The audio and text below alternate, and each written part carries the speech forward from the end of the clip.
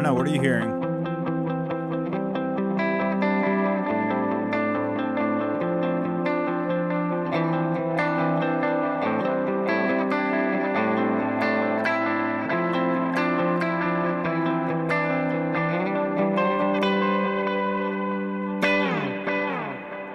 Is this sounding weird?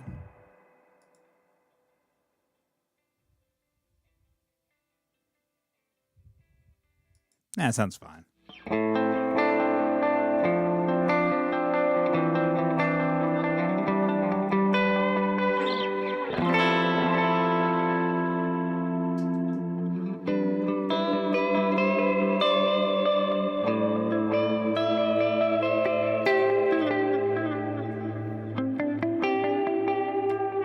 Can't hear my guitar. That's terrible. Let me figure this out. My mic is clipping. My mic is clipping. Interesting. Huh? You should be hearing my guitar.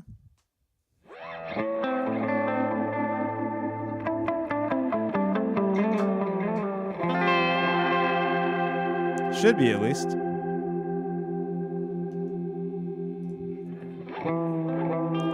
Whatever.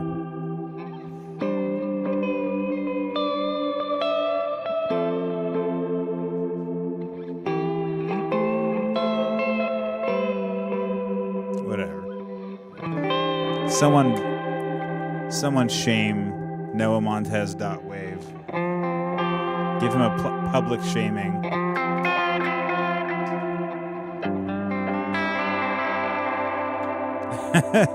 Is it too early to say it sounds digital? Yes. Hold on a second. Happy Wednesday, y'all. I am Jimmy Riggs. Welcome to Wednesday Night Live. We do this every single Wednesday, minus last week because of things. Yeah, and we're here to usually for about an hour or so, just hanging out, chatting, having a cold beverage, and yeah, we're just gonna hang out, play some guitar, answer some Q&As, whatever, Noah. I'm also here on YouTube. If you want to hear it in full, glorious, illustrious stereo, head over to my YouTube channel, hop in the comments with the people, the people's people. Today I'm using my Tele, my Japanese reissue 62.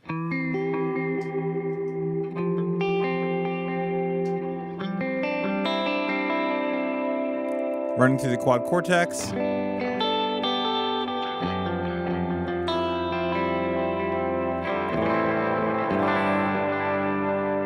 I'm also trying some new picks. Everyone knows about the blue, what's it called? The blue picks with that stuff. I have them somewhere. Anyway, I got the red ones. I don't think that, to me they feel ever so slightly heavier, but they're red. And that's cool.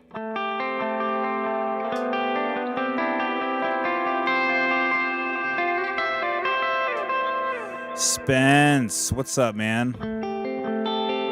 Yeah, you're always knee deep in tellies. We'll call it Nashville perks.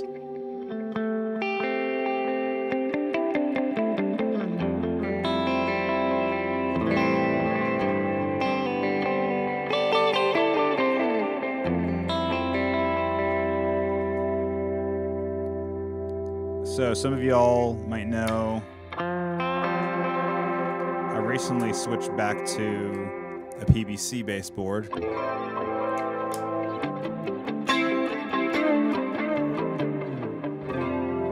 And I'm using the RJM PBC 6.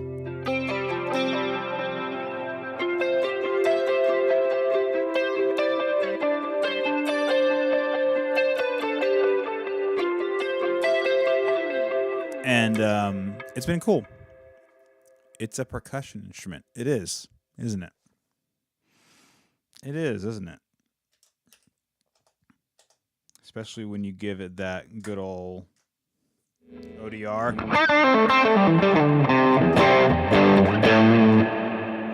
Turn a little bit of reverb off.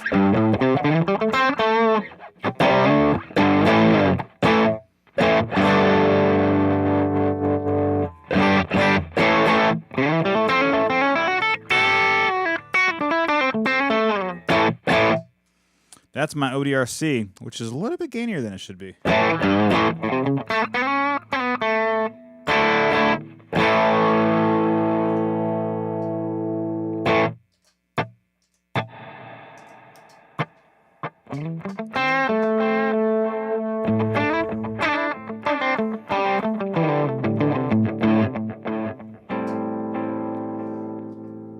Seems like literally everyone is trying out different iterations of the Nobles ODR pedal these days. I just discovered a new one today. Apollo approved, and I don't know how to pronounce the name. It's like, yeah, I'm not even gonna try. But apparently, it sounds pretty great. You know, Jake. I heard about it from Jake, probably like most of y'all. Then I ended up discovering that what's his name? Handful of other people are also using it. That's kind of cool. Yeah. Yeah. I like my ODR.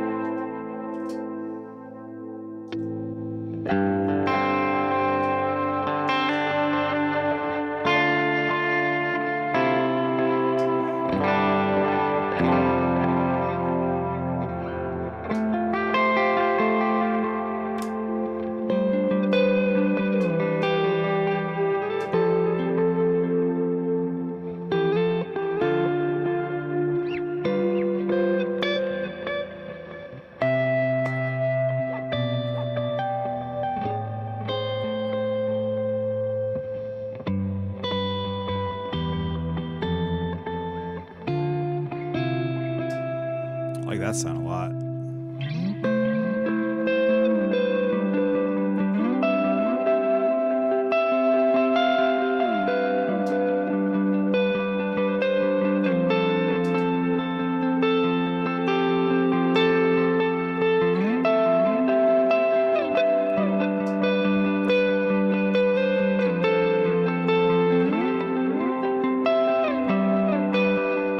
That is the Kali 76 and the Daily Driver Boost.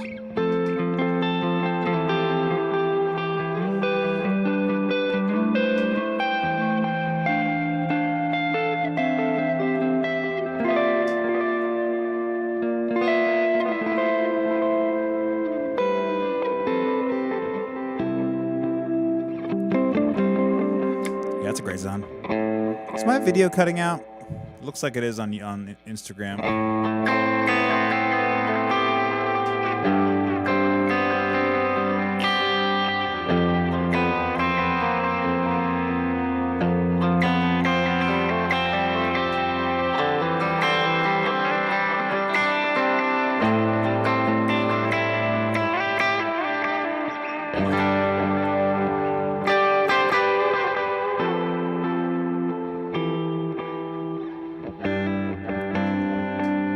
Yeah, it does look like my video's kind of getting choppy on Instagram.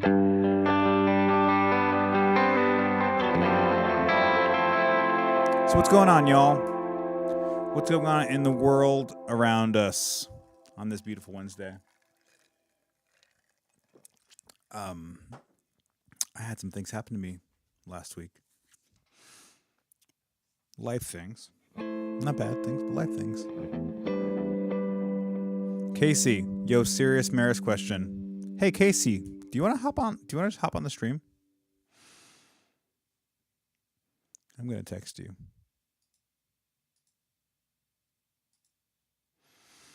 I like doing streams with other people a lot.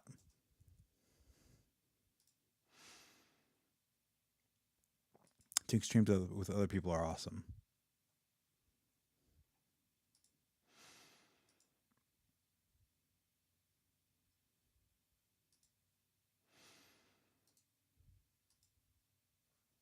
Casey, I just sent you a link. But in the meanwhile, feel free to just ask away.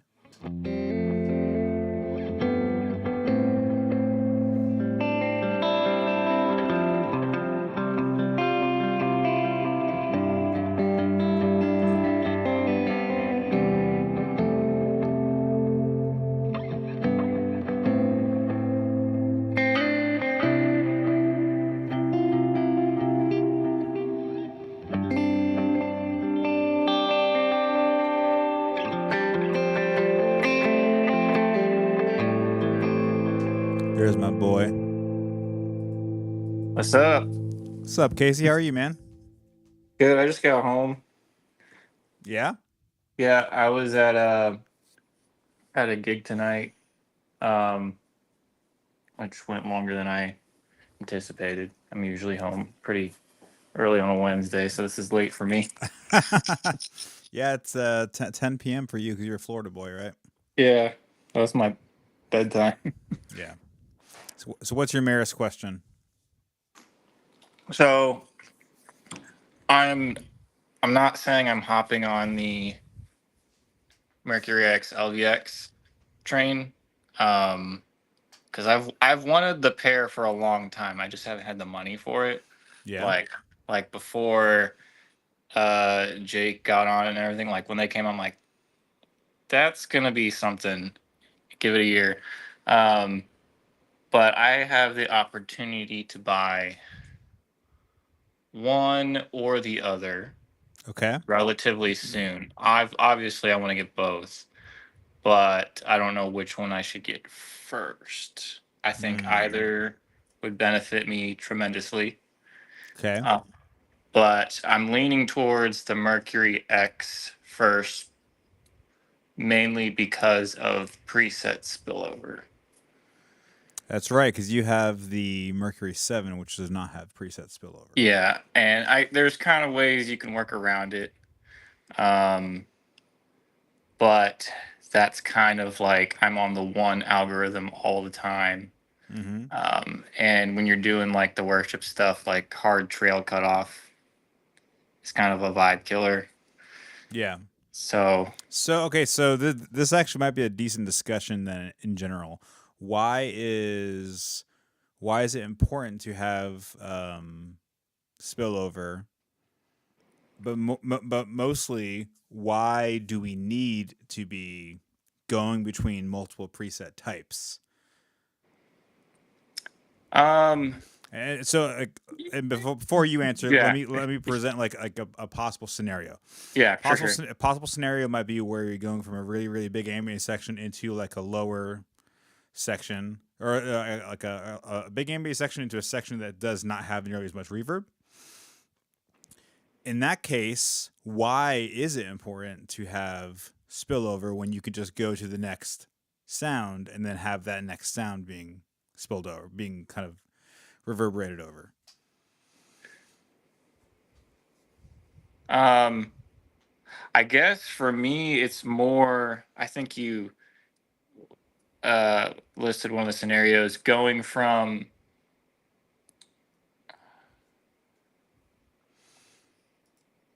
I'm trying to think of which one would be more noticeable because at first it didn't bother me. Going in from like a quieter part Mm-hmm. into a bigger part is less dramatic with the trail spilling over, because, and especially in a live situation, everything kind of fills out over it, so you don't really notice it much Yeah. as much. Um,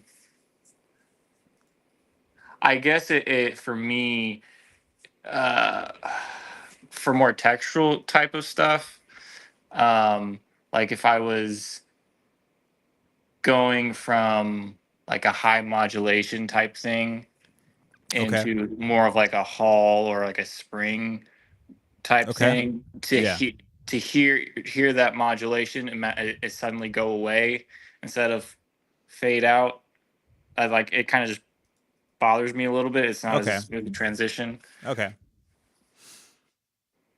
Um, I guess I guess that's more what bothers me about it. But Yeah. So it has less to do with like sheer amount of ambience being spilled over into other, and more to do with, hey, I'm using this sound for a specific thing, mhm. and I want that sound to spill over while I'm already playing something else, Yeah, right?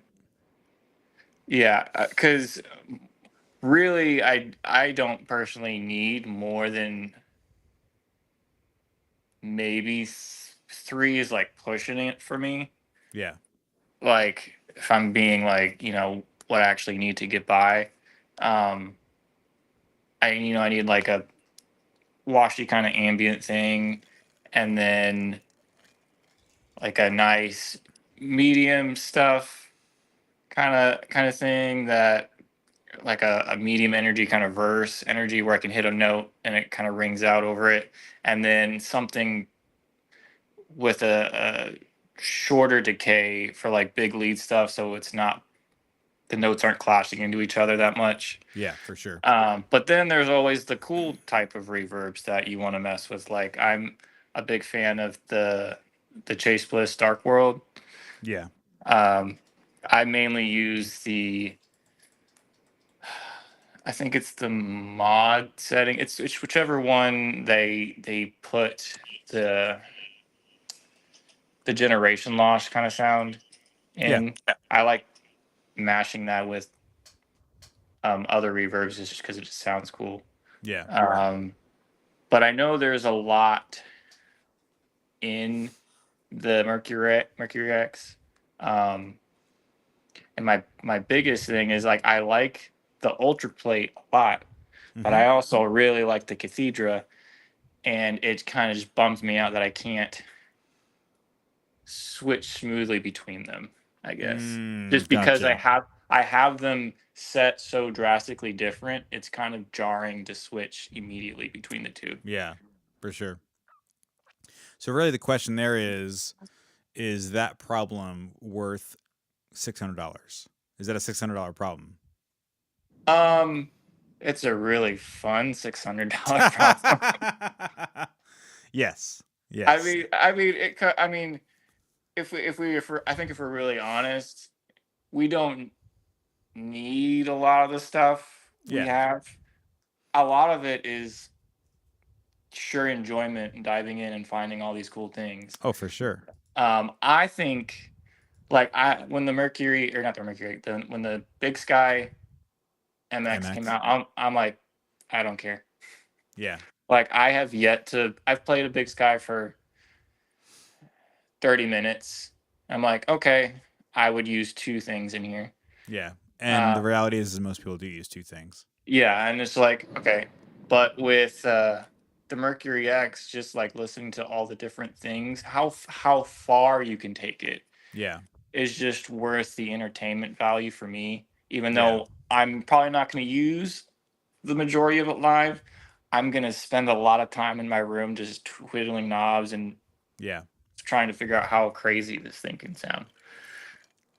So what was the catalyst for you then? Was it Kenyon's video? Was it any of my stuff, any of Jake's stuff, Um, or any of like the pedal collaborative videos on YouTube?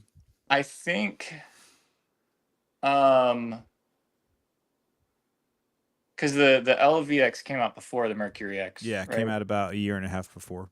Yeah, I wasn't really paying attention to um the LVX too much when it came out. I watched a couple things on. I'm like, okay, that's cool. That's really in depth. And then I can't remember. I think it might have been shoot, what's his name? Uh Pedal. His name's Steven or Stefan, I think. Um Yes, the why is his name escaping me? that pedal zone, Yeah, yeah. or I that or the pedal zone. Yes. Yeah, yeah, exactly that guy. He his Mercury X or not his Mercury 7 video is what made Yeah. me get that, just because like the whole Blade Runner vibe kind of thing Yeah. really interested me, and I was like, so I'm basically getting that on steroids. Yeah, for sure. So that really interested me. I'm like all about weird, unconventional, untraditional sounds and stuff like that. Hmm. Um, so I guess that's what I don't know who Or I guess it sounds like it was already kind of in the back of your head. You were just kind of waiting for the right moment to jump. yeah, yeah. I also kind of really glad that someone's knocking Strymon off their Yeah. throne. I think it's well overdue. Not that there's anything wrong with them. I think they made a great product. Sounds great. They knew who they were making it for, and they succeeded at that. And at the end of the day, they're a business, and they gotta make money. You Yeah. know, I think the thing that I was most surprised by is the reaction to the Big Sky MX was kind of a mixture of what I expected and a mixture of what I didn't expect as well. Like for lack of a better term, I basically expected everyone who kind of just follows what other people are playing, or what the Bethel guys are using or whatever. They'd be really excited about it because it's a bigger, a better form factor for what they've already been using and liking. And then everyone I know who's looking for inspiration was like, "Oh, this is kind of cool, but maybe not really." mhm. Like I know for me, I mean, I I had been away from using a Big Sky and a timeline for probably like 6 years before, so I'm like way out of that world. I had been using a Strymon Night Sky and a Volante for a few years, and then when the LVX came out, I was using the Night Sky and the LVX, and then when the Mercury X came out, I moved to that as well. So How did you like the Night Sky? Because I don't know anybody who's used one. I love it. I still love it, dude. It's freaking awesome. Like, how does it? I haven't looked into like it sounds very much. I watched the video, like the announcement video when it first came out. I'm like, and I got lost at one point because they started playing. They had their arpeggiator thing going, Yep. and I'm like, and they're like playing polka music. I'm like, who's this pedal for? Well, so yeah, I mean, Strymon's videos are notoriously not good. Like Mm, their videos are just like ultra engineer. Like we did a thing with a specific thing, and then we filtered it out via this other specific thing, and that's how we're able to make this quantum something or whatever. mm, No, so I don't have it with me right now because I'm actually I'm letting a keys player friend of mine borrow it. What I like about it is that it has so much texture in it. It's like it's not like I mean you can do really simple reverbs, not difficult at all. There's just so many cool textural things. Like you can place like drive in the reverb or before the reverb or after the reverb. So actually not all that dissimilar from what the Mercury X can do. I think what helped me understand the Night Sky was I at the same time I had also been really getting into synthesizers and learning about how like synthesizers do routing, like you have a waveform that's modulated by a low frequency oscillator, and you can send that LFO somewhere else in the chain to affect other things at different times. And if your synthesizer, like my Prophet, has multiple LFOs, then all of a sudden you can have multiple sources modulating other aspects of the sound, kind of in tandem. So it's like you can imagine like a bunch of patch cables connecting between a source that's moving to something else that you want it to change. Little things like that is what kind of drew me to the Night Sky. People don't use it because they don't know how to use it, and that's okay. So Um, I have a Volante right now, um, and I'm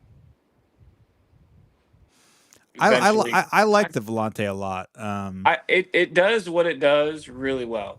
Yeah. But it is limited at a certain point. Um, so if the Volante was going after the more tape machine kind of thing, was the Night Sky going after more of like the synthesizer kind of stuff, or Not necessarily. So, the Night Sky. I would have to look back on some of the literature they released.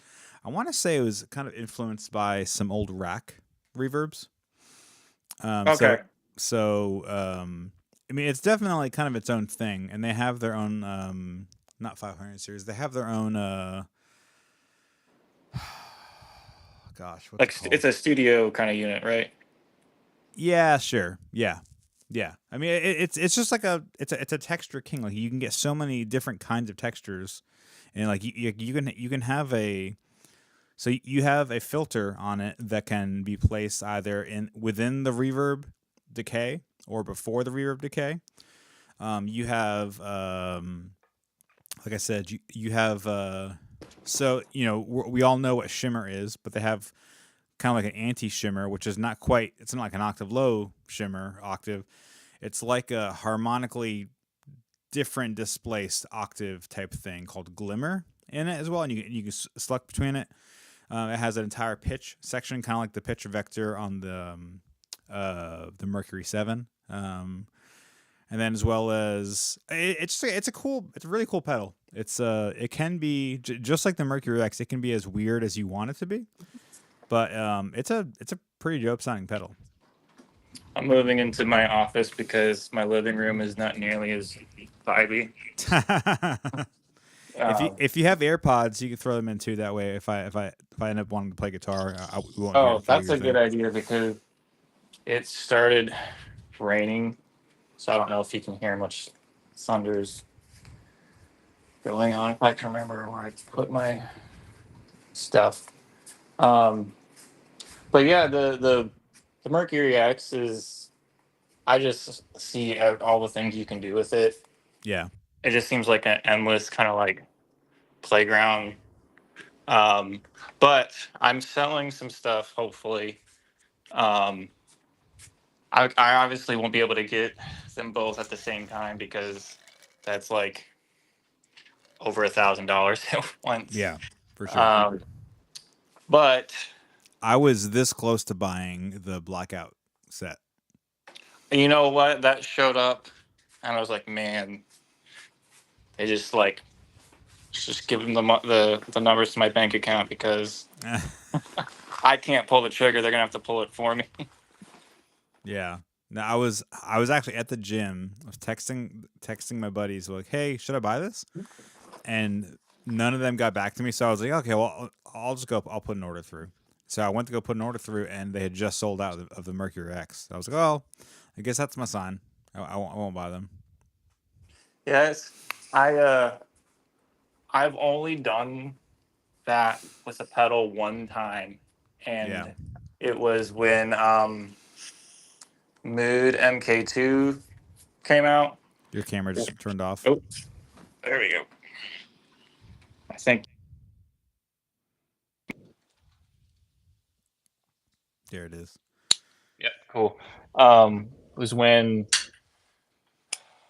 Mood Mark II came out, Okay. and the original one was the the purple pinkish kind of color, Yeah. which I wasn't a fan of. I was more like, I'm gonna buy this because of all the things it Yeah. can do.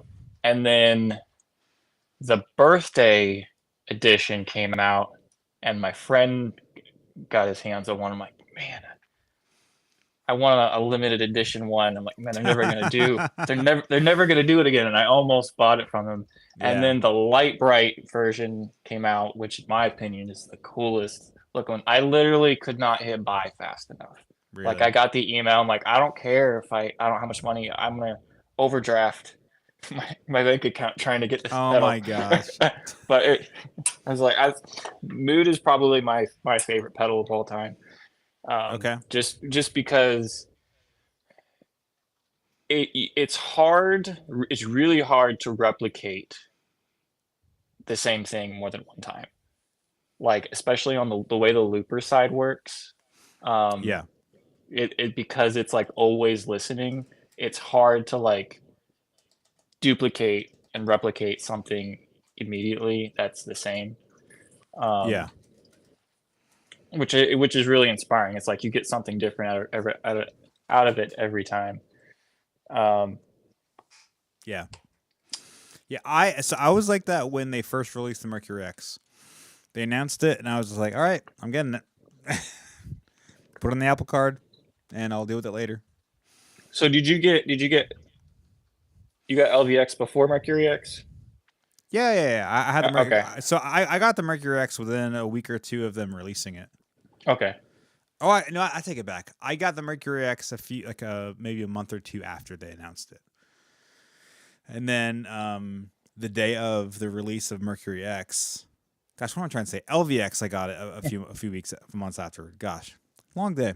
And then the day of release, I bought the Mercury X because this is going to sound kind of silly. I wanted to be first to market to release a Mercury X versus Big Sky video. And so I got the Mercury X in like 2 days, 2 or 3 days from Maris, and then reached out to a buddy of mine to let me borrow his Big Sky. And I made a video that night, brought back the Big Sky. And that's the video that's on YouTube right now. First impressions, and then going through it was like an hour-long video just going through every single algorithm type and comparing it and seeing what people thought. So, I guess back to because you have both, so you have more experience with them. Um, my delay section right now is the Strymon Brig and a Volante, which I don't think I'm gonna get rid of the Brig. I traded a buddy of mine the Cloudburst for it. Yeah. And I was gonna sell it, and then he's like, "Yeah, I'm gonna sell my Brig." I'm like, "How about we just trade?" He's like, "Okay." I mean, equal value. Yeah. Um, and it's a really cool um unit. It does the analog thing really well. I know some the stereo imaging on Strymon is kind of controversial because it's not like true stereo. But whatever they're doing in this one is like really wide as far as the Yeah. modulation goes. Yeah. And it's just I like having an auxiliary extra analog kind of thing. Yeah. And then the reverb is just the Mercury 7. But Oh, okay. because So you don't have any other reverbs, any other like spatial effects like that. You just have those few delays. yeah, I do have the Mood Mark II, and then I do have Dark World, but Dark World's mono, so it's put in its own category. And then Mood, I really use split mode the most.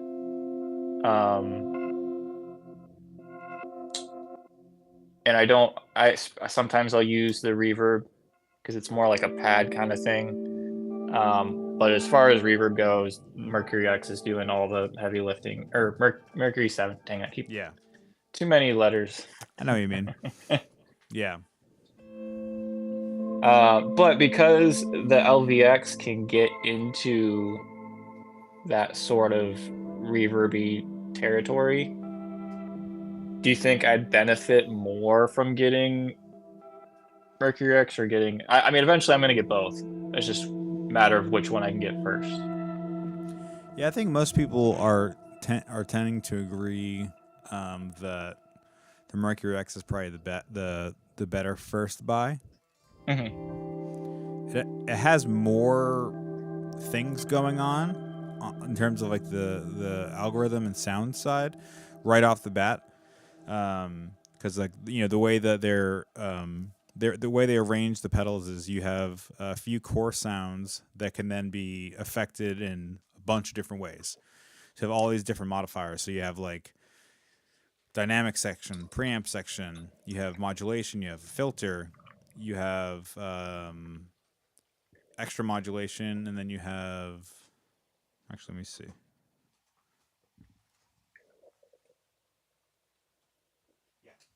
So you have like a pitch section, you have a modulation section, you have a dynamic section, you have a preamp section, you have all these different things, and they can be placed at various places within within the signal path of the pedal. So that's before pre-dry, which is basically like the first thing your guitar would see when it goes into the input of the pedal. Then you have pre, which would be before the effect, but after your dry signal.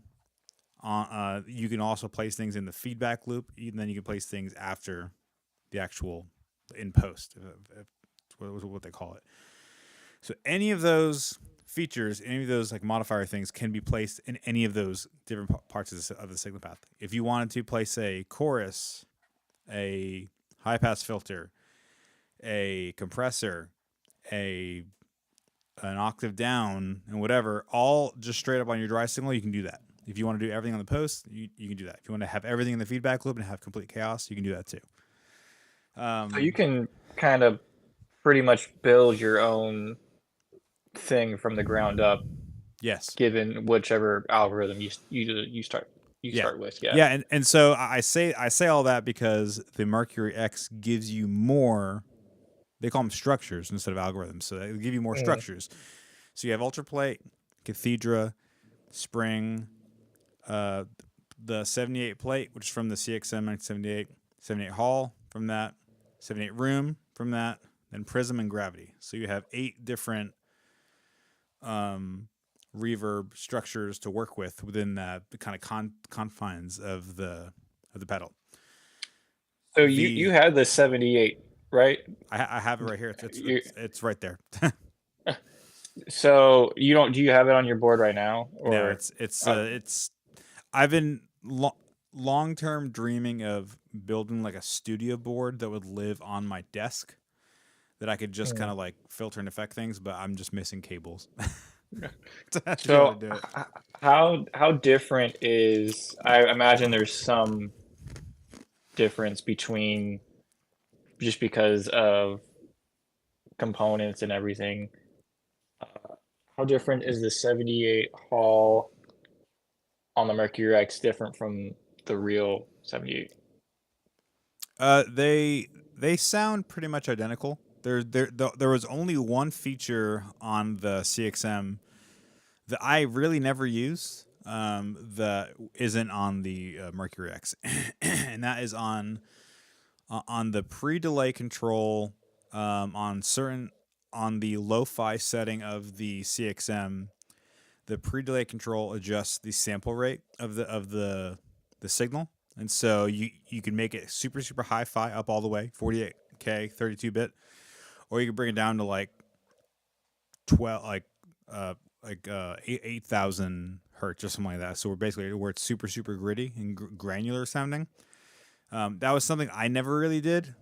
I never really used, so it wasn't all that important to me. But apart from that, the control set, the way it interacts with the reverb is basically the same.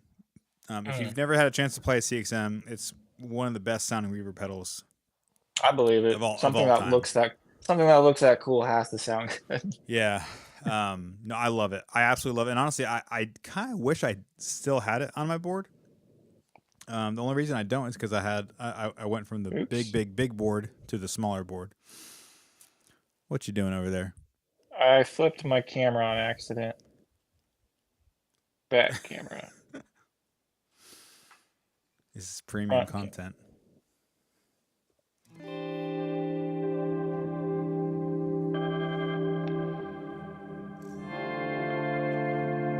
Just turn your phone around.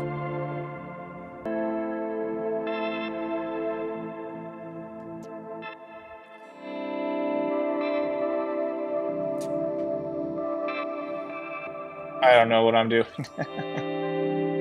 I pushed a button on accident. I've actually never interacted with the Restream. I'm assuming it took you to a website.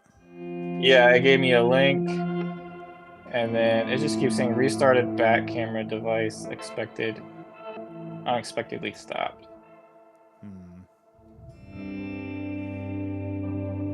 You can always just follow. You can always just go back and follow the same link.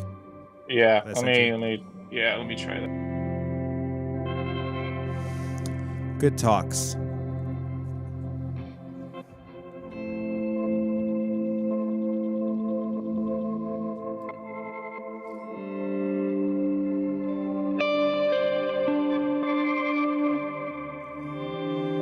This is one of my favorite sounds on the Mercury X and the LVX.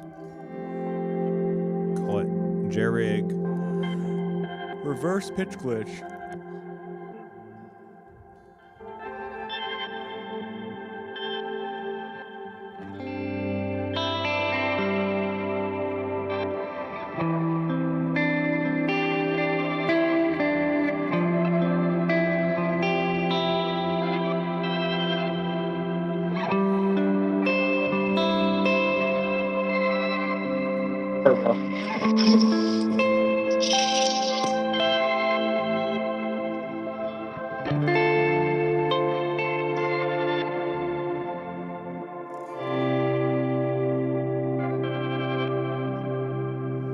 So one of the cool things about the LVX that I discovered a few months ago was, so you have all these different like effects blocks that you can alter your signal with. You can also modify them later on in the chain. So like right now I have a my delay preset I call it pitch glitch. It was my way of kind of approximating like a therme or mood. And so the way it works is I have there's a control on the LVX that controls half speed and full speed. When you go half speed, whatever you're playing before you go half speed is going to be brought down an octave. When whatever you're playing at the half speed, whenever you turn off half speed, it's going to be brought up an octave. So basically it gives you this, pitching up and pitching down, pitching up and pitching down effect. But that can be affected via an LFO. So I have the sound. If I'm doing,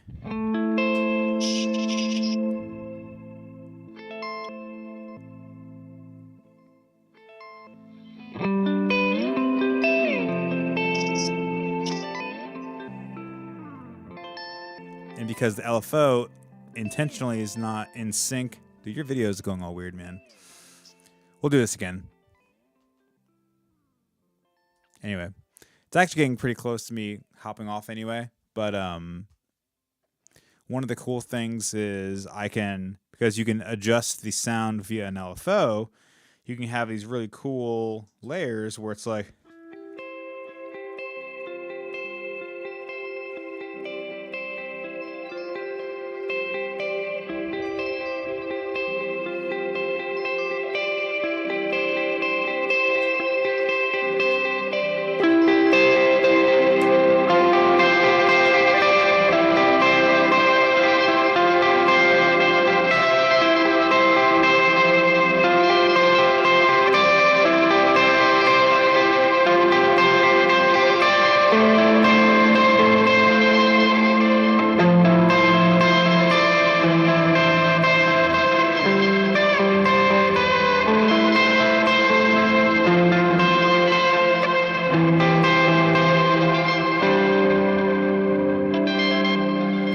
just gives you a lot of cool different like available textures that you would otherwise have a lot of difficulty in doing. Get your sound back? Yeah. I lost it for a second, but yeah. Well, I was only talking about one of the super cool features of the LVX. I could hear you fine. My technology just not wasn't working on my end. Yeah. So all that's kind of a big long roundabout way of saying your choices there are basically do you have which do you want to explore more? Do you want to explore the world of reverb more, or do you want to explore the world of delay more? Because the cool thing is, the way that the effects are laid out, you can get a lot of middle ground sounds from either or. So it's kind of up to you of how you want to approach it. Yeah, I feel like I'm kind of pretty content with my delay right now. Yeah. Um, between the the Brig and the Volante, um, I don't have they don't do anything crazy weird, but I have mood to do weird stuff at the Yeah. moment. My reverb is the least flexible thing I have. Okay. So that's initially why I think the Mercury X makes a better better fit to buy first. Yeah. Um, so you had the this is a little off topic. You had the Morningstar MC6 Pro. Yes. Yes. How did you like your experience with that? I haven't tried the Pro yet, just because the additions to it um, Compelling enough. weren't enough to me to switch over right away. Yeah.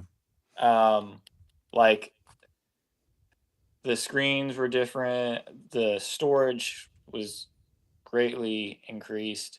The IO would have been the selling point for me, but I wouldn't at this point in time really wouldn't benefit me a whole lot. Yeah. Um, but I was just curious your take, um, Yeah. So especially since you were RJM for yeah. however long. Yeah. I mean, so I've had I've been using RJM stuff since 2018. My 10 is still over here. I haven't sold it, not because I haven't wanted to. I just haven't sold it because I still think I'll probably go back to it at some point. So the MC6 was it was a fun experience and learning and kind of being forced to learn something and being forced to try to create a different type of workflow. And there are things that I took away from it that I ended up implementing into my my PBC6. One of the things, so I'll go with the pros. The pros of the Morningstar MC6 Pro is it's kind of an open canvas in what you can do. You can kind of do whatever you want with it. And it's the ability to program it is very, very, very flexible. Not that RGM is not. RGM just gives you a slightly more defined framework to work within. And to some people that can be kind of limiting. But to other people, it's it's super freeing and super easy to use. What I didn't like about the MC6 was the editor, while very full featured. It was really, really dumb that you couldn't like make a bunch of changes and then save it to your pedal. You have to make one thing, save it, make one thing, save it, test it, make one thing, save it. Oh, that didn't work. Let me take that thing off, save it, put the thing on again, save it. So it's this very archaic like way of trying to program because you're having to because they use a web based editor instead of like an app based editor. So yeah, I don't know. The workflow that I ended up going with was I utilized, and I don't know how much overlap there is between the MC6 Pro versus what you have. The workflow that I ended up kind of going with was I would start off with a page or a bank that would just be songs and all. And when I pressed that button for that song, it's just sending MIDI clocks. So if I was playing insert generic worship song that's 70 to 75 BPM. I would have, 5 buttons. So actually, so what I did was I would have 5 buttons because you have 6 buttons in the whole thing. 5 buttons would be songs. The top right button would always be to go to the next page. And then on that next page, I would then have usually 3 songs at the very bottom, so that the top left and the top right button could be like a back and a forward page button again. Yeah, so did that. From there, if I held down the button of the song, that would lead me to a presets page, or a presets bank. And within that bank, I would have all my kind of go-to sounds, as well as a page for just MIDI control, like, program change up, down, all that kind of stuff. So that was kind of cool, like seeing it like an open canvas and just being able to try something out that's completely off the cuff, that's completely brand new, just to kind of see if it worked. But I ended up selling it because I found myself experimenting more with that than actually playing, and RJ, and which I'm okay with that. RJM's implementation of their pages, their preset song and set list functionality is just incredible. So for example, like if I have a song, so say I'm building a set list out that has 6 songs, and I already have those songs kind of already pre-programmed on the RGM. All I literally have to do is just move that song to song 1, this song 3, so this song 4, and within there now I have like a good starting template for what that song is most likely going to do. If I want to veer off, I still can, and I still do. It's I don't. If the song has 4 sections, I'm not playing 4 presets. I'm gonna move around and try different things out. But the way that they implement presets into their workflow is really just the smoothest and the less troublesome, or the least troublesome that I've used of all those devices. Yeah, I feel like that's a good point. I mean, granted, RJM's been around a lot longer, so they've worked out a lot of their bugs and everything, but they are specifically going after, I feel like, gigging musicians. Yeah. At least with the PVC, the 6 and the 10, where everything's applicable to, or whatever, whichever word it is. It's late. To live situations where I think the Morningstar is you can do whatever you want with it. Yeah. Like, and I don't know if you get this question a lot, but I get this question a lot of times. People get the RJM and the Morningstar thinking they're the same thing, where the Morningstar is just a MIDI controller and not an actual switcher. So it's limited right out of the gate because it's not a switcher built in. Yeah. But at the same time, you can, like you said earlier, you kind of have a blank slate to do whatever you want with it. Yeah. Did you ever mess with the set list manager thing? I did, and I did not like it. It was very clunky as compared to what I knew from RJM, and so when I wanted to, so really what I did was when I was trying to learn the Morningstar setlist manager type thing, I just gave up and said, okay, I'm gonna try it and create a different workflow that it does not involve the needing of setlists in that type of context. And then from there, then it was kind of like, well, I am kind of missing having the ability to quickly turn on pedals, turn off pedals, like drives and compressors and all that kind of stuff. So then I was like, well, maybe I go buy their like little 5-loop little box thing, and try to implement that with the MC6 Pro. And when I was looking at all that, I'm like, dude, at this point, I might as well just get a PVC6 or Yeah. go back to the PVC10 because it's like, look, I had a really cool, fun workflow that I was using with the 10. I just wanted to try something new. That's pretty much it. Like there wasn't anything wrong with it. I didn't have any issues with the 10 or the 6 in its current iteration. I just wanted to try something. That was pretty much it. Mm.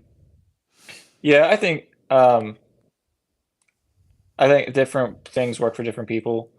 I've set up a couple boards with a 10 and a PV6X, and the editor just, for whatever my dumb brain just could not figure out how to set things up in it. You couldn't figure out how to program on the Mastermind editor? No, for whatever reason, it just didn't make sense to me. Like the way I had to read the manual on the editor to figure out how to do stuff. And then, granted, which is fine. This was like that's normal. This was 3 or 4 years ago, so I don't know if it's changed anything. By the way, but I would like one quick thing to those of y'all on Instagram. Restream cuts me off at an hour, so I'm just going to end the live stream on Instagram now. If you want to keep watching, head over to YouTube. So, bye Instagram, bye Meta. All right. Because I remember I was having trouble. The 10 has the insert loop. They both have insert loops, right? Yes. So the 10 has your 10 loops, and then they have insert points after loop 4, after loop 6, and then after that, it's just the 7 through 10 are your stereo loops that can be also be parallel.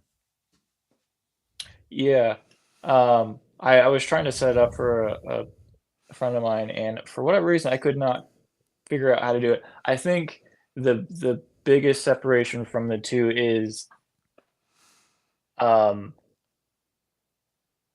because the MC6 is a MIDI controller by itself, it's a little bit less to deal with. Because I mean, theoretically, you could use the PV6 as a MIDI controller by itself. I mean, you'd be underutilizing it a lot. Yeah. But I guess because you can use the Morningstar with whatever else you want, just the workflow made sense to me a little bit more. Also, they have this really handy tool called the MIDI Dictionary. Oh yeah. MIDI Dictionary is dope on Morningstar stuff. Like that has saved me so much time. However, my response to that is that RJM has the exact same thing, except it's a lot easier and it's detailed on a device by device basis. So, for instance, if you were going to make a preset that had this preset or this PC device, PC1, PC2 on this other thing, but also you want to maybe darken it up, darken your delay trail up or whatever.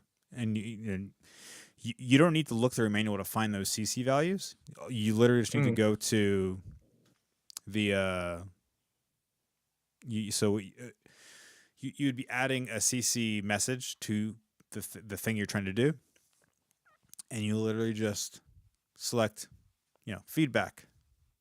0 to 127 is the MIDI standard. So you're saying, well, maybe it's somewhere kind of in the middle. So instead of doing 127, which would be full fidelity or full feedback, or 0 would be 0 feedback, you're just going to put it somewhere in the middle, or 40 or 50 or 60 or 70 or whatever to increase or decrease it from there.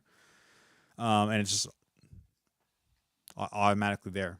Or if you want like really any parameter, they have what they do is they go from the manual when the device is released, and they just insert those MIDI CC messages and those commands into its own. It's like it's MIDI dictionary, except it's a little. I found it a little easier to navigate because it's going to be under like window and tabs instead of like the way I want to say the way that Morningstar did it was you would search for the device, search the type of message you want to send it, and then it would give up that list of things, and then from there you would then input the CC message value or the value of the thing that you're trying to send. Is that correct? Mhm. Yeah, you start with if you're wanted a timeline, you'd go to Strymon and then go to timeline and then find whatever parameter you wanted to do, click it, and then I think you just copy and paste it into the switch selection. Yeah. I do remember that one thing I did like about that is that you could then save that command as something within like your user MIDI dictionary type of thing. And then if you want to quickly just import that, you just go find that same message and copy and paste it over, something like that.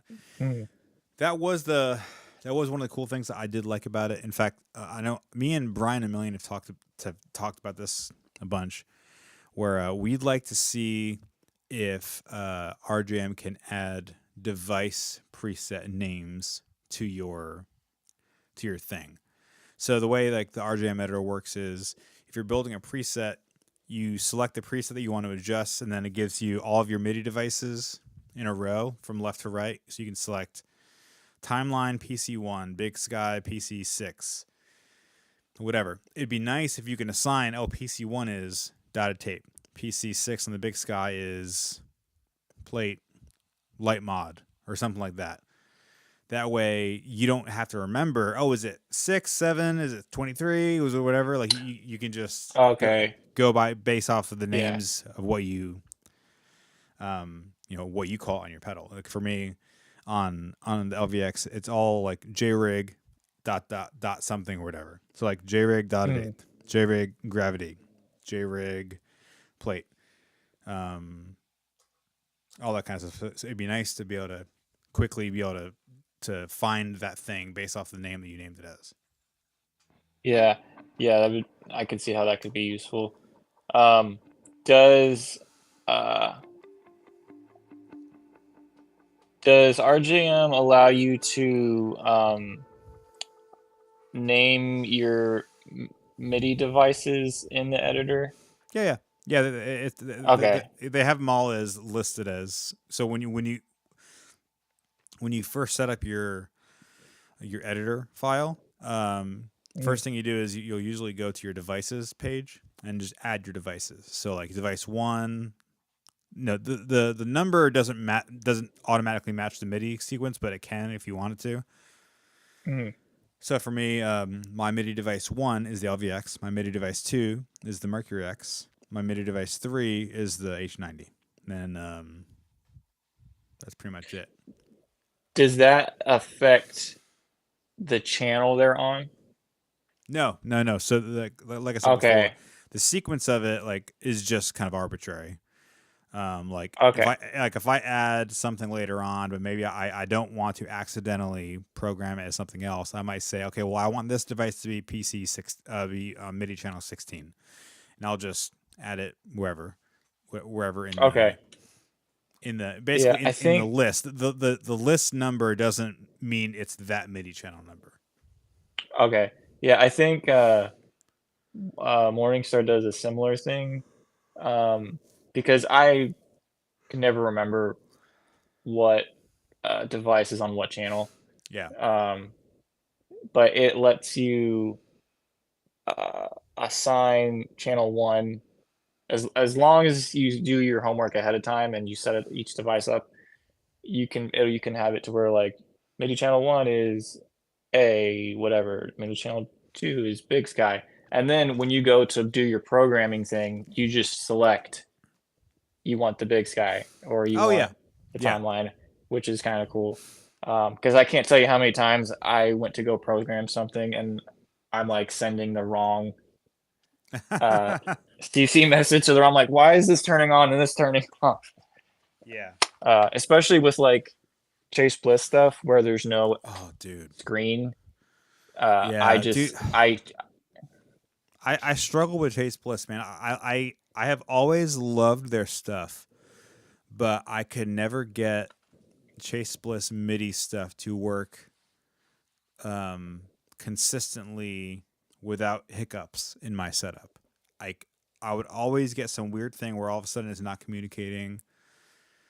I'm like, man, I loved it. You know, because I had the warped vinyl, and then what was the delay?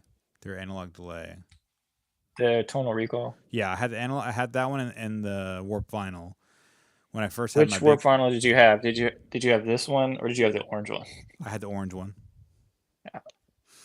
Yeah, I kind of wish I had the orange one, just because it was orange and it looked cool. yeah, it was cool. It sounded great, and granted, obviously, you know, I barely used any of the.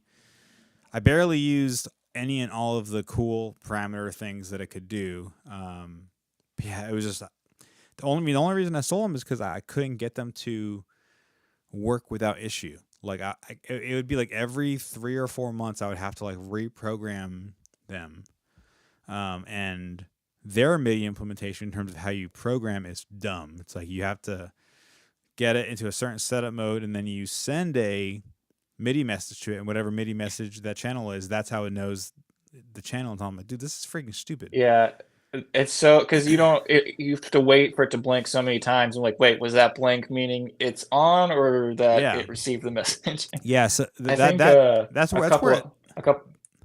No, you're Go saying? ahead.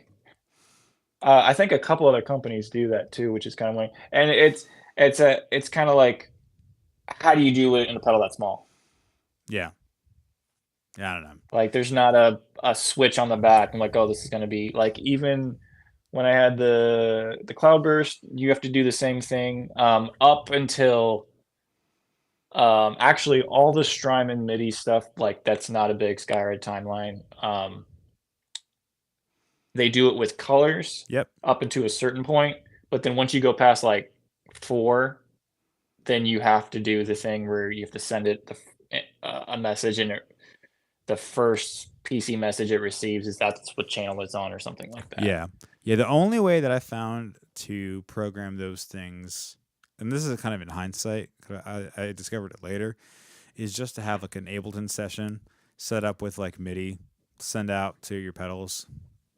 That way, if you ever had an issue, okay, well now I'm going to send out MIDI channel 4, this message to your board, and that's how it's going to know what channel it's on. I think Maris, from the beginning on their smaller pedals, had one of the easiest screen-free MIDI implementations, because you just put it into its setup mode, and then it's basically all just lights. So you know, obviously you need to look back at the manual to figure out, you know, what each light sequence means, but it's like, yeah, it's easy. If it's, you know, these 3 things together, that means you're on channel 10. Cool, easy, done. Never had any issues. Yeah, that's why Maris is taking over. Yeah. What did you have a MIDI box or a converter or anything when you're using the Chase Bliss stuff? I've had a bunch, and I still have a bunch. I still have my Maris MIDI IO. No, it's fine. I also have the damage control one, or the damage area, whatever the area. the Yeah. company I don't like. The company I don't like. I have theirs, and I still have it. Actually, I need to sell that one because I'm not using that one at all. Yeah, I had their switcher, the DMC, not DMC, The the DPC, DPC, dude, the worst. which it works great as just a regular switcher, but the second you try to do any MIDI thing on it, I'm watching a video on this guy on how to do it. It's like you The have to worst. memorize every single light combination. It is like the worst. At least Probably- you have a screen on that. A useless screen that's just like, yeah, no, it's terrible. Why do I even have this? Why is it not in the trash? I don't know. I'm preserving the environment by not throwing that piece of garbage in the trash. No, dude, seriously, so there was a while there when I had a small auxiliary board that I just wanted like very, very basic PC up, PC down, MIDI clock controllability, and I couldn't figure it out on that thing. The dumbest thing. Like, and the fact that that thing doesn't have an editor, I'm like, okay, nonsense. Yeah, I got rid of mine when so their microclock and their MIDI clock I think are great units by themselves. Yeah, I've heard I mean they're just doing that one simple thing. But for whatever reason, this blew my mind that this wouldn't work. So I had the microclock, which is the smaller one, with the single button and the little tiny knob. I had that going MIDI out into the MIDI in of my DPC, and then I had that MIDI out go into whatever my next MIDI pedal was.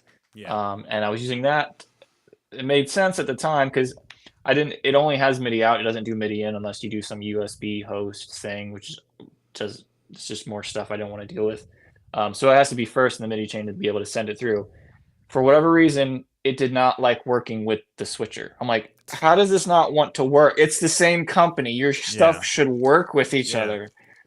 And like I emailed them. I'm like, yeah, we don't know what to tell you. Like you need to buy our bigger one. I'm like, no, I want the smaller one because it fits on my pedal board. Yeah. I was like, and I'm like, okay, I'm done with you guys. Yeah. So I don't understand. Okay, you might be able to speak into this. Why do people have boards with like MIDI controllable switchers that can do MIDI clock? Why are they adding a separate MIDI clock box? What's the deal with that? There's only because I feel like anything that people would say, I'm like, I can show you how to do that on the PBC. So I have done this, and I have stopped doing it just because of real estate. Depending on how they have their MIDI controller set up, because for a while I was using my Morningstar and the microclock, and the Morningstar will do MIDI clock. Yeah. But I have to plug in my Morningstar and then go in. I'm sure with the Mastermind too, you have to plug it in to set the BPM. You could probably do it on surface level, but it probably takes longer. I have to pull up the editor, go in, change the numbers myself. But with the MIDI clock, I just turn knob, save, turn knob, save, turn knob, save, and I'm done. That's for me. So if I'm just using it for BPM, it's way quicker. Okay. Does that make any sense? No, for if sure. you have time, then and to go in, yeah. But for me, it was just like I can. Oh, I'm finding out the set list right now. I can just type in the BPM really quick. I don't need a computer to do anything. That's just from my perspective. I don't know why other people would do it. Yeah, so I get that. However, on both the RJM and on the MC6, you can have a dedicated BPM page where you just quickly, like you can have a tap page, and from that tap you can then have like a MIDI BPM up, down 1, or up and down 5, or up and down 10, or whatever. That way it's, you can quickly move it to wherever you need to go. And to me, that's still faster than having to bend down and save, bend down and save. Yeah. So can you do that? I've seen that done on the MC8 because the screen is bigger. Yeah. On the MC6, you don't have the luxury of at least I don't think you have the luxury of having a constant display of the BPM. Okay. I know for sure you can do it on the MC8. I know like Mark Johnston did like a video on how he uses his, and he has like it's always like up in the corner. And then you could also have like presets on the Morningstar to change your BPM for you. I think everyone might have a different workflow. Yeah. Well, I figured. I mean, since you have previously done that, it's more just like trying to understand because like even on the RJM, it's like, well, yes, you might, no matter what, it's the way I think of it is like this: like we're gonna spend time dialing in sounds and making sounds and presets and all that kind of stuff. While we're doing that, why not just also add a few pages or a few like buttons that automatically changes the tempo of the song that you're doing? And Yeah. then So in yeah. So addition to what? that, then you would also have your MIDI. Like, so what Kenyon Reed does is he has a MIDI clock page, and he starts out with one of the buttons on the top will set it to 70 BPM. The next button will set it to like 90 or 100 BPM or something like that. And the buttons below it will be up and down one. So give or take, if you're in a song, most worship songs are going to be between upper 60s and like mid to higher 70s for the majority. Then your up tempo songs would probably be 95 BPM to 115 or something like that. Like you have a pretty small window of time, and that's pretty easy just to quickly tap in and get a precise tempo with your plus and minus buttons. And you'd be doing that live. Well, you can do that live. That's kind of what I'm saying. It's Okay. like I still That would work stress me within, out a little bit. so I still work within the confines of of building presets and building songs on my device. Mm. But so I would work within that. But if push came to shove, oh yeah, if we need to move the song down 2 BPM, easy. Press it twice and I'm down there, and we're good. And then you can save it as well. Yeah, that makes sense. I think for me, this might honestly me being a little lazy, um, and also not knowing how I want to use my stuff. Um, so on the MC6 Pro, I have 6 buttons on the Surface. Yeah. I have an auxiliary switch that allows me to page between the two, so that gives me 12 buttons. So if I don't want to change banks, I have 12 buttons to access every single sound Yeah. with a single press. That's not getting into double presses and double taps. Um, so if I have 2 pages, or if I have 2 banks with 2 pages, that's 24 buttons Mm-hmm. I can maneuver around. And I don't think I liked having a dedicated something that's just for time or BPM. Mm-hmm. So having a pedal off to the side to where I just tap it and I go to the next BPM and I'm done. Okay. Made sense. Which then soon after I figured out that the Morningstar could do MIDI clock. So I'm in the process of like figuring out how I want to do my stuff. I'm actually about to tear my pedal board apart. Yes. And do it again. Just because I love doing it. I got a slightly bigger board. It's gonna have like 2 tiers and be ridiculous because why not? But what I used to do is I would get the BPMs for the song. Each bank would be a song, so I'd have 12 buttons per song, Yeah. and it's usually just the 12 sounds that I'm gonna use. I don't normally like to do. I did do presets per song, but then I realized I'm using a lot of the same stuff. So here's like the greatest hits of the sounds I'm going to use, For and sure, I'm just yeah. changing tempo. Yeah. For sure. So I only have 4 pages. That's 4 songs, 4 different BPMs. I just press one button. I'm at the next song, and then Yep. I'm done. Yeah. But I have gotten extremely lazy recently, and I have a tap on there. So I have a dedicated tap button. So I just tap in the tempo, and then I'm done. See, I can't do tap tempo because it's not precise. My foot is not precise. Like if it's 72, I want it 72. I don't want it 73 or 71. Yeah, I don't have. When I had a timeline, I would see the tempo change, um, and I would get it pretty close most of the time. Yeah. If I'm lucky, I'd get 3 songs in a row that are the same tempo, Yeah. which happens more often than not. Uh, I don't like it because I've been MDing a lot, so I have to like cue the next track and then tap my tempo in, and it's like driving me crazy. Yeah. But I'm eventually gonna figure out a better system. You could always have. I mean, what device do you use for tracks and MD stuff? So I know where you're going with this.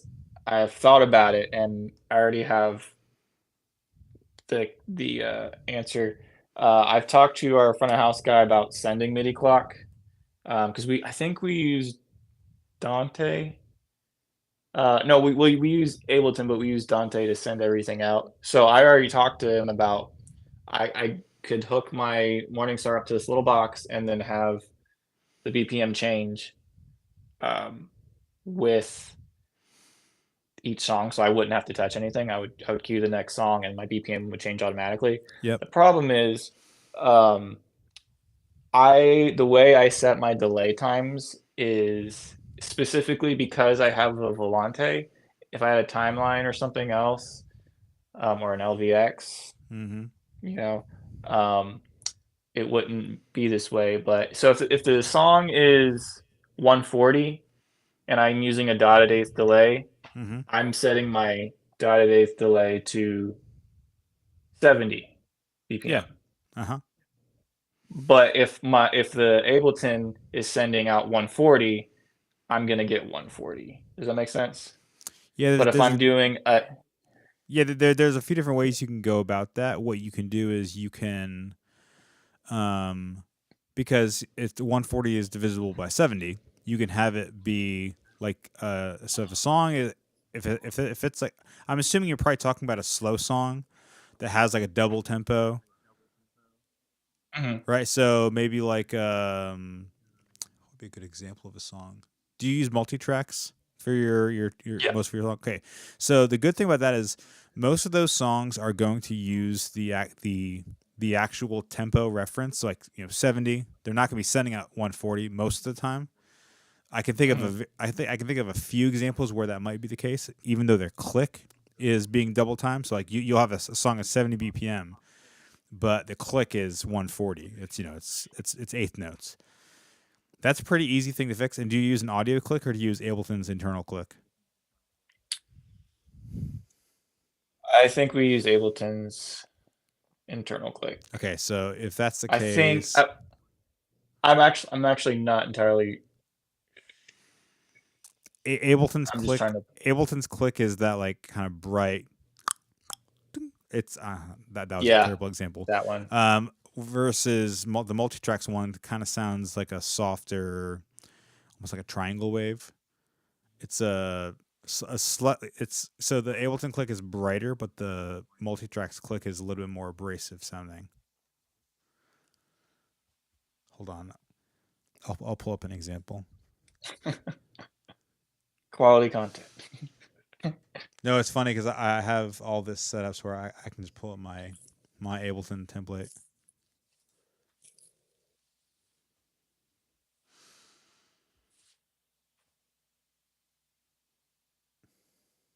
Come on. Yeah, because if that's the case, then it's literally just a matter of you. So this is the Ableton click. Can you hear that? Yeah. It's not that. Versus that has a pitch to it. Yeah, versus this is the other one. This is the multi-tracks one. Well, kind of close to it. I think it's that sounds like that sounds more like yeah, because that one's more percussive. The other one has like a slight pitch to it. Yes, yeah. I prefer using a MIDI, what's called a MIDI click track. So where your MIDI is actually like an instrument in Ableton, because then you can program it to be different sounds and have different divisions and all kind of stuff. It's really easy. Anyway, all that being said, that's still easy to do. Like it's just a matter of what all you would do is you create a MIDI channel in Ableton and call it clock. And all that does is that literally what you do is you'd have like a blank MIDI clip. I don't know if you use session view or arrangement view. If it's session view or if it's it doesn't really matter. You just send a blank MIDI clip and then just have that being sent output to your pedal board. That's it. And then set that So have it set to the same channel as your device. That's it. okay, I will look into that because that would save me. And some that would be basically I don't know how far your Trax computer is from your setup, but it could just be a long USB cable. Do you lose signal over a specific amount of USB? It's not audio. MIDI clock is not audio, so it's not really much to be worried about. I mean, like I have a 50-foot USB to USB-C cable that I use for a little small controller that I keep near me, just for like launch clips and launch transition pad type sounds, and it works just fine. Haven't had any issues with it. Okay, I'll definitely. I've always wanted to try it, but like, because no, I don't remember the last song I've used like a U2 dotted eighth. I don't know how else to describe it. 'Cause Yeah. I do like the halftime, which is much more acceptable. Um, the only time I don't think it would work is if um, I would just have to switch all my eighth note delays to quarters, I think. No, what I'm saying is I don't think it would be a problem because when you're building an Ableton session, you can make the actual tempo kind of whatever you want as long as your tracks are playing back at the right speed. Like a song that's Oh, okay. a song, like you can have the actual tempo in Ableton be 70 BPM, even though the perceived speed of that tempo and that click is 140. Okay. That makes sense. Because Okay. because Yeah. your metronome can be subdivided however you want it to be. You know. Yeah. Okay. That makes a lot of sense because I've always been afraid. I'm like, dang it, I gotta do a dotted whole note to make this work or something Yeah. like that. No, it should be fine. In The order to get only thing that I could foresee being a possible issue would be I don't know, and the only reason I know this because it happened to me on a session when I was trying to do that in a different DAW. Sometimes a clock won't be sent until like the playhead is moving of a recording software. And I don't know if that would be the case in Ableton or not. What I mean by that is like I don't know if it would be sending out clock until you're hearing the click going, even if it's just like looping like an 8-bar click or something like that. That's the only thing I'm not sure about. I mean, I don't think that would be a big deal. No, what I mean by that is if it's not sending clock, then technically you wouldn't have any tempo to your pedals. But you're saying it wouldn't send if the play head isn't moving? That's what I'm not sure about. Okay. Well, I mean, I would really only need it when it is moving. That's true. Because that means, like, I don't think. Unless you're flowing before a song. If you're flowing before a song. And at that point, I could tap it in. Yeah. And get, because if we're not going to a click, there's nothing for me to be precise on. Yeah. I would just be following the drummer. Cool. I'm gonna try that out. Because I know we have the stuff to do it. And normally our Ableton rig is like right next to me. Yeah. So I would just need to run. Yeah, just a short USB cable, just long enough to get to your board. Do you have one of Yeah, those I USB pass through things on your board? Um, no, but I probably should invest in one. I got I one. can probably I got one of those like little $5 ones. Because I have an creation elevation board that has those little panel connectors on the sides. So I just threw in. I went on Amazon and bought it's called a D panel USB pass through connection. It was like $5. I think I got 2 of them for yeah. $5. Yeah, I've seen that because like they make D-panel XLR and quarter inch and Mm-hmm. everything you can think of under the sun. The only thing I would I recommend need is to, try to find one that has USB-C, because the constantly yeah. figuring out if I have the right connector or dongle is dumb. Whereas I got one that's for USB-C, so I just literally just plug my power cord from my MacBook into it, and it works just Do fine. you when you do your Mastermind editing, do you plug directly into your Mastermind or do you use like a side jack to that you have hooked up to where it's always plugged in? I use a side jack; it's always plugged in. Okay. Yeah, that's the other reason why I haven't done my programming is because I have to take my I have a flat board, so I have to take my uh, MIDI controller off to plug it in, just because I can't find. I found a right angle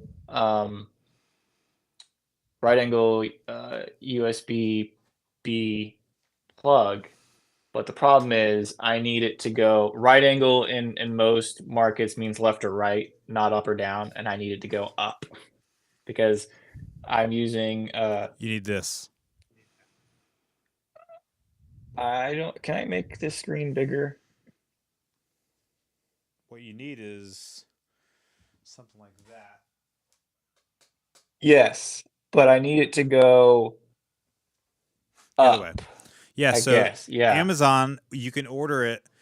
You can order in a bunch of different configurations. This is both down position. You can order one where it's up down, where this would be going up or to the side or whatever. I have a bunch of these kinds of cables. Yeah, I have one around here somewhere, and I got so excited when I got it. I'm like, dang it, this isn't gonna work because on our on the on my MIDI controller, I have 2 quarter-inch jacks, then the USB, and then the power, and then the MIDI. So a right angle going left to right doesn't give Yeah. me enough clearance. It has to go straight up. Yeah. And I would like to just leave that plugged in so I can just walk over, plug it in, and then be done with it. But Yeah. No. Actually, so this is the second connector. I bought 2 packs of them because I wasn't sure which one I was gonna, and I basically got opposite connections. So where this one has the rounded side following the rounded side of the connector, the other one is the opposite. So, and that ended up being the right one that I needed. So on mine, I have the cable going in to the PVC like this, and then I just have it kind of wrapping down like that, and then I connect it to the side part of the board like that. and that's USB to USB-C. That is, I think it's USB. I always forget if it's B or A, and I never remember the printer size B- connector. Yeah, I think it's So I think this is B. Sure, whatever it is, USB B to C. okay. And would I need a female end? Want me to Or just do I just send you the link? Yeah, I was just about to ask you that. That'd be way more easy. Yeah. Yeah. Yeah. So I think because USB by nature is always male connectors. You can get female connectors. I have a few laying around here somewhere. so. If I'm coming out of our Ableton computer,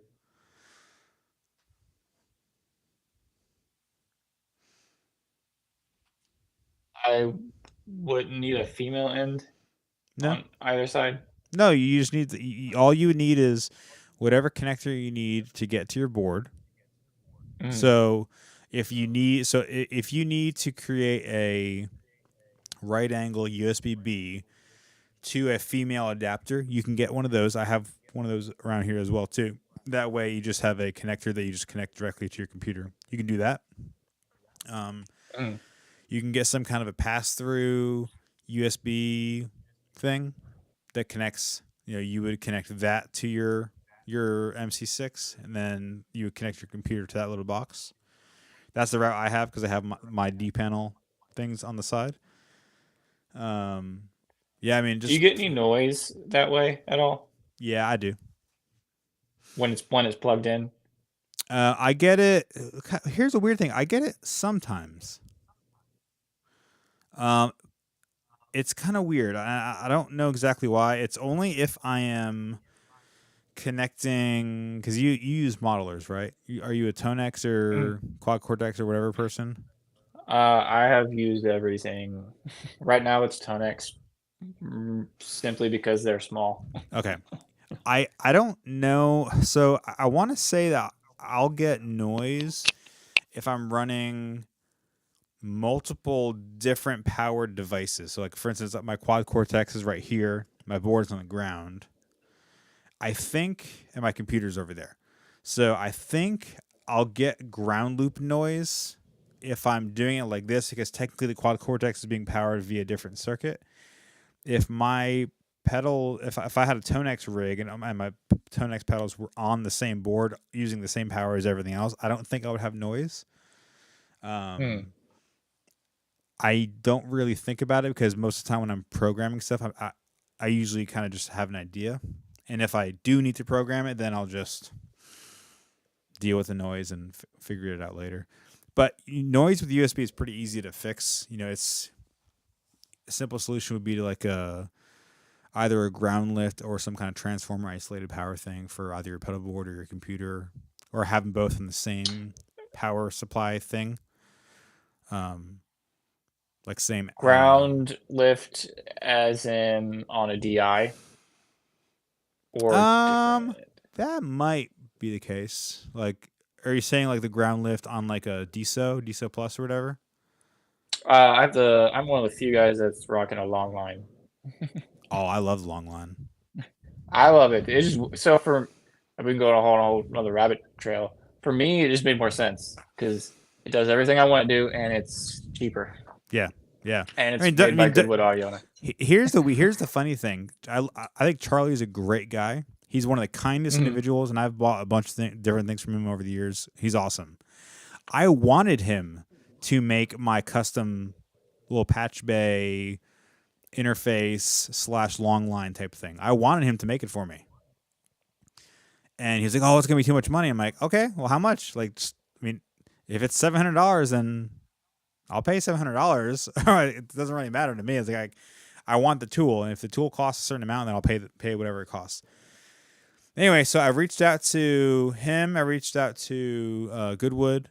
Then I reached out to, I think, Mason with Vertex, just to see if he knew anyone else. And Goodwood got back to me. And they're like, "Yeah, it'll be," I think it was like 5 something. Custom made it for me. They actually made a video for me going through the whole thing of how to work it and how route signal. And then they like released a video on their YouTube channel, like going through that just for everyone else to see. And I was like, "Oh, that's my pedal." So on mine, what I wanted was I saw that. That. Yeah. So on mine, what I wanted was I wanted an input jack, because at the time my custom one was my primary guitar board input output interface type thing. Right now it's not. Technically it's just living under my board, so I'm kind of underutilizing it. But basically I wanted an input, I wanted a send and return, and then I wanted XLR outputs with pad, polarity, ground level, all that kind of stuff. And that's it. That's literally all I wanted. Everything else I can accomplish with their receive box, because I use my amps and I have their little red receive box that lives over in my amp world. And I just run long. Actually, so I don't do the XLR to like the receive box. What I do is I have an adapter. that I bought from Charlie with pinstripes from Pinstripe Pedals. I bought it's a what is it? It's an XLR to Ethercon cable because you can send balanced audio over a shielded Cat 6 cable. You can actually send up to 4 channels over one single Ethernet cable. And so instead of having to send 2 XLR cables, I can go a maximum of 300 feet to the amp room, whatever. I just wanted one cable that just went to the room, and then I would convert back from Ethercon to XLR back to the actual receive box, and that's it. It's not more complicated. It's easier to set up because it's literally just one cable. One cable goes for both my amps, and it's super quiet. And you said you wanted an effects loop on it? Yeah. So on mine, I just wanted send and return so that because at the time I was using that as an audition loop for different pedals and stuff. Oh, okay. But send and return automatically go to effects loop or whatever. Yeah, I mean it is technically on any kind of MIDI switcher looper pedal. Every single loop is an effects loop technically. Like I said, currently I'm underutilizing that feature of it.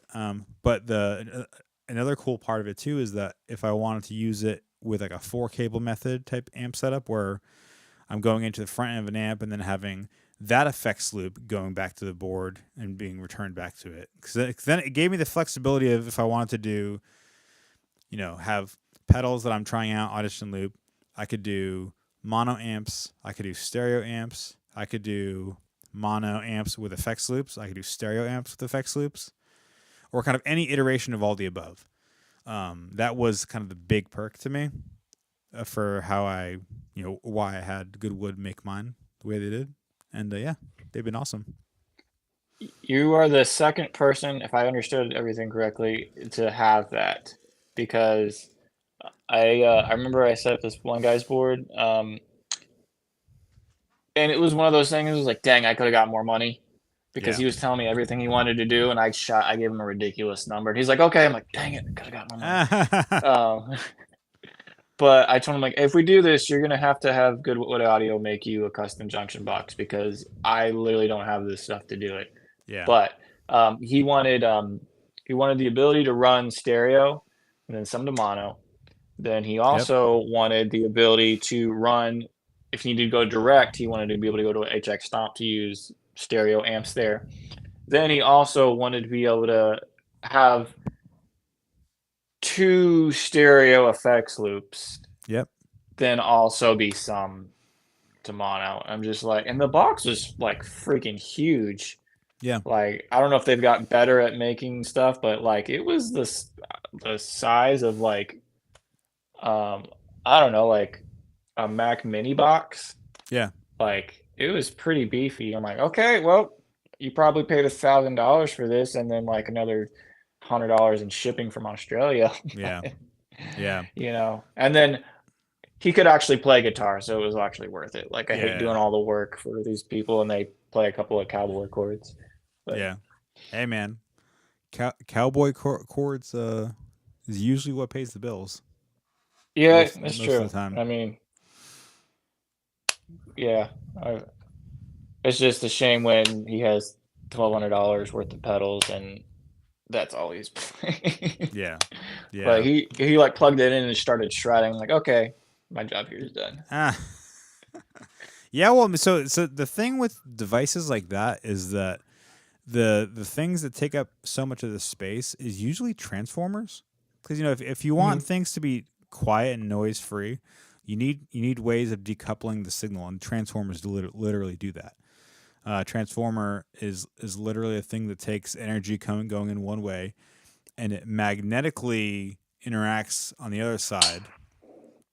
But they're not physically connected, which is why you can have ground loops be removed from signal by introducing a transformer. So, Charlie is his name. Yeah, Charlie Fox is Pinstripe Pedals. Yeah, he uses Jensen transformers. Yeah, Jensen transformers are basically the standard for that for transformers and audio applications. Okay. Cool. Yeah. Speaking of pinstripe, are you an M buffer guy? No, Or okay, cool. I'm not Neither a am I. buffer person really at all. I mean, I have buffers on my PVC. I opted Is to that not have a buffer on my Goodwood audio long line because I had buffers in my PVC. So on the PVC, especially on the 10, you have 3 buffers at different junction points. You have a buffer at the input, buffer at the first insert loop, and then buffer at the third insert loop, and then buffered, actually 4, and then you have buffered outputs. So it's like, I'm fine. yeah. And I'm not convinced I'm I'm not convinced that playing into different kind of buffers are that big of a deal. It's like, yeah, sure, but it's no. I think at a certain point it will affect you, but then at another point it won't. Um, is your guitar input pretty close to the input of your RJM? Or are you going Yeah. directly into? Oh, I mean, are you talking about like in terms of like cable length? So from guitar to board Yeah, is like usually like a 15-foot cable. mhm. Then from there to the RJM is like a 12-inch cable. Oh, so you're going guitar to RJM essentially. Yeah. Okay, so that the RJM is your buffer, so you don't Yeah. need one at that point. Because I mean, all I've buffers heard, do is they just alter the impedance so that it can withstand running longer distances without having to deal with capacitance. That's all they do. yeah, I listened to I've heard people A B the difference between different buffers. I'm like, I think there's a different problem you have going on. Yeah, for sure. Like that's fixing a problem that doesn't need to be there. Yeah. Like you could probably invest in better cables or better Yeah. shorter Don't get cables. me wrong. Like buffers make a difference, but I'm not convinced Yeah. that like playing, running a drive pedal into the M buffer is going to sound better, or that's going to be as big of a as much more noticeable of difference as compared to running it into literally a Vertex buffer or RJM or whatever. I don't know. Yeah. I think people just want to use what their influences are using, and maybe the people that are influenced by them, were using those things for a specific reason, but it doesn't really do anything for me. Yeah, I do you listen to the Chairman of the Boards podcast at all? Yeah, every once in a while. I swear like every episode Mason talks about input impedance and output impedance. Yeah. And Well, it's so like rubbed off on me too much. well, I mean, it is important. I actually, so years ago, before I switched to RJM, I was using an ES5 based rig, and I had weird impedance issues that it had to do with the ES5 switcher and my King of Tone and my volume pedal. Like for some reason, something going on between those 3 things. Couldn't figure it out. I was getting like it almost sounded like out of phase polarity, weird things. Like when I would turn on one of the sides of the King of Tone, I would have like these drastic volume drops and weird like saggy problems. That when I removed it from a signal chain, so when I removed the King of Tone or my volume pedal from a signal chain, as it stood within that setting, that issue would be resolved. But then once I got the RJM set up, I didn't have any of those issues whatsoever. So I was like, no idea. I mean, impedance is definitely very, very important. You need to be just cognizant enough to kind of know kind of what's going on. Not necessarily know how to fix it, but like, oh, it is an issue. It is a thing that can come up from time to time. But I mean, yeah. Yeah, I've been trying to I pay more attention to it. I know he likes, what is it, 1 meg on the input and then 100 ohm on the output. Sounds right. That's like what amplifiers normally see. And you'd be surprised on how many pedals companies either A, don't list those specs, their specs period, Yeah. or aren't anywhere close to that. Yeah. And it's kind of like a compromise. Like, do you really like the pedal enough to like deal with it? Because I've listened to pedals like they're not on, they're just in the chain, and I swap them out, and I could hear a difference in just clean tone. Yeah. And then that's where like switchers come in handy. Like I like it, but I don't want this on all the time. Yeah. Yeah, for sure. Yeah, I mean, granted, I've not had to experience that in a long time. Maybe minus that 1 week where I took all switchers off my board and I didn't even have any MIDI controller. That was a Mm. that was a time. That was a time. It was fun. It was not fun.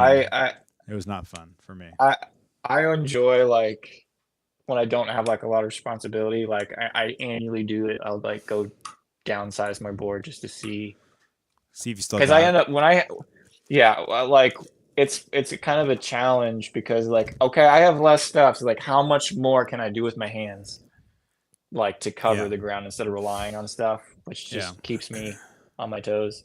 But Honestly, I'll for go to me, that. for me, it was literally just MIDI clock, like just tempo sync. Mhm. Especially between like at least just for like the LVX and H90, those two things, like I could deal without MIDI clock or really MIDI. I could probably deal without MIDI switching of my reverbs, but I just want things to be in sync. What I used to do years ago is Eventide with their time factor pedals. You could set the time factor up to send MIDI clock to other nearby pedals. Oh yeah, yeah. You could do it as like a slave to other ones, I think. yeah, or as a master and set the other ones to slave, Yeah. something like that. So that was fun, and that's what I used to do years ago before I had any kind of. I would have MIDI capable pedals, but I didn't know how to do tempo or anything like that. So that's what I did way back when. Yeah, I think really the most MIDI going on my board besides tempo is uh controlling my ML10X, Yeah, because I don't like that's doing most of the work. Um I have not doing a whole lot of like preset changes. Like I use two sounds on the Volante, and I'm using the onboard favorite switch to Oh do it. wow, That way it doesn't have to so I don't have to take up a switch on my MIDI controller. that's funny. And then I think on my Dark World I'll just manually turn one of the sides on and off. Have you thought about getting two Try not Dark to. Worlds for stereo? I have thought about it. I've also thought about getting before Mood Mark II came out. I thought about getting two Moods to run in Yeah. stereo. But I think it's different because there's no, just like there isn't an impedance standard for pedals, there's no stereo imaging for pedals, Yeah, because some people do, nobody does 50-50, I'm convinced of it, but some people do 45-55, some people do 70-30, people do 60-40, and that difference is what makes the image. But like a pedal that's already mono, I mean, it's not sending two different streams of information.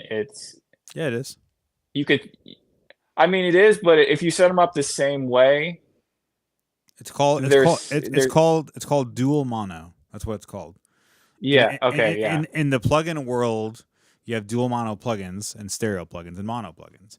Or you can set up your stereo plugin to be mono plugin. Or sorry, you can set up your stereo plugin to be dual mono.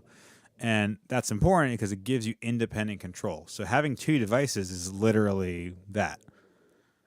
And actually, in fact, in some ways, it's probably more stereo than like the Yeah, I mean, Strymon. because then you could set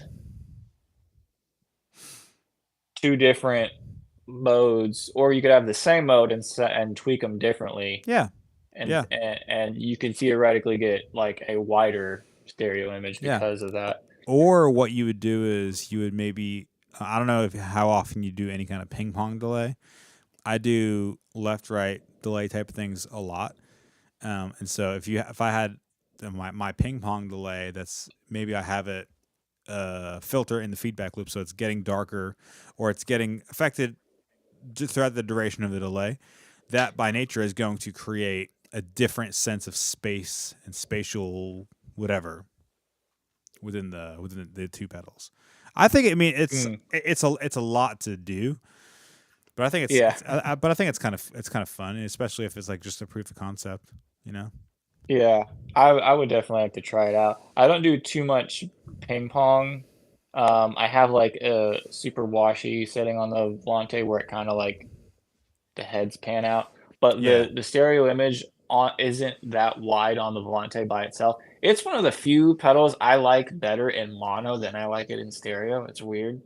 Really, It's it's you literally have the pan control for every single delay head. well, I'm saying like as far as like modulation goes, because I came from the El Capistan, which was I still think one of my favorite. Speaking of stereo delays, I think I'm hearing it in mono. ow, bummer. Oh yeah, that's as a result of the AirPods. Is the stream? I think because I'm watching it from the. I'm not watching it on YouTube. I'm watching it on the link you sent me. Yeah. Yeah, no, it's if you're using it on your phone with AirPods, it's gonna sum to mono. Oh, okay. But what I do on the Volante is it's typically a dotted eighth, but I'll do is it 1, 2 the second head I'll have at half volume and just to the left, so Okay. my image just gets a little bit wider. Does Yeah. that make sense? Sometimes it's the first head, so it's like a quick slap back on the left side, but most of the time it's like a little. It's the eighth one, so it's just one repeat and then the Yeah. rest go on. Yeah. I used to do that with the Specular Tempest. I just have chilling right here. You can change the ping pong in like a percentage. So I would go 50-50 to where it's even, and then I would bring it all the way up to where it's like left right, and it just widens it ever so slightly. Yeah. It's almost kind of like having 2 amps and then you take the microphone on 1 amp and move it further back. Yeah. So it's like a real like delay. I don't know. That's cool. Just weird stuff I like to mess with. Yeah. All right. Well, hey, it has been 2 hours. It has been 2 hours, and I need to get to bed. It's almost midnight. Because I got On my work side. tomorrow. So, Casey, thanks for hopping on. Thanks for the good times, good chat. To those of you Yeah, for watching on sure. YouTube, thanks for watching. This is Wednesday Night Live. We do this every single Wednesday. We hang out, we talk, have a drink, and that's that. So, you'll have a good night and take it easy.